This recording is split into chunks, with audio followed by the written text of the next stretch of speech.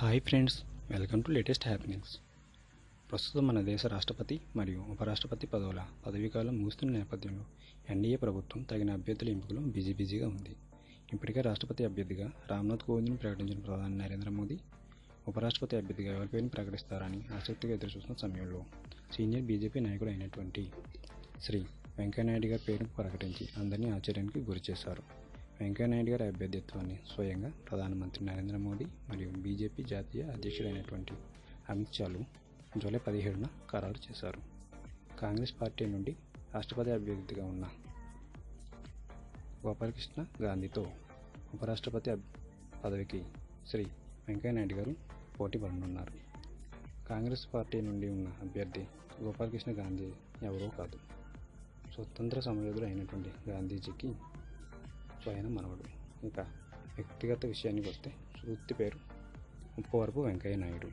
ఆయన స్వస్థలం తెలుగు రాష్ట్రాల్లో ఒకటైనటువంటి ఆంధ్రప్రదేశ్లోని నెల్లూరులో ఒక కుగ్రామం అయినటువంటి చవటపాలెంకి చెందిన ఒక సాధారణమైన మధ్యతరగతి వ్యవసాయ కుటుంబంలోని రంగయ్య నాయుడు మరియు రమణమ్మ దంపతుల కుమారుడు.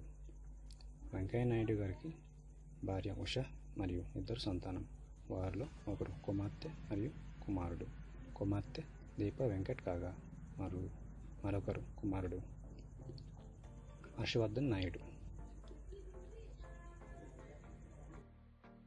వెంకయ్య నాయుడు గారి రాజకీయ ప్రస్థానం ఆంధ్ర యూనివర్సిటీలో 1973-74 కాలంలో స్టూడెంట్స్ యూనియన్ ప్రెసిడెంట్గా వ్యవహరించి జయాంధ్ర ఉద్యమాన్ని ముందుండి నడిపించారు. తర్వాత 1978లో ఉదయగిరి నుండి ఎమ్మెల్యేగా పోటీ చేసి గెలుపొందారు.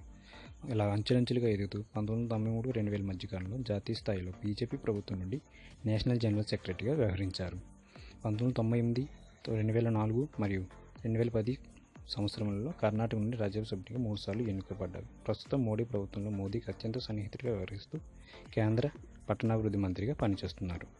ఉపరాష్ట్రపతిగా గెలుపు దాదాపు ఖాయమైన నేపథ్యంలో తెలుగు రాష్ట్రాల ముఖ్యమంత్రులు మరియు ప్రజలు హర్షం వ్యక్తం చేస్తున్నారు.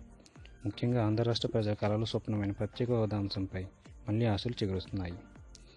స్వయంగా వెంకయ్య నాయుడు గారు అప్పుడు రాష్ట్ర విభజన సమయంలో అసెంబ్లీలో 10 సంవత్సరాల పాటు ప్రత్యేక హోదా అంశాన్ని లేవనెత్తిన విషయం తెలిసిందే.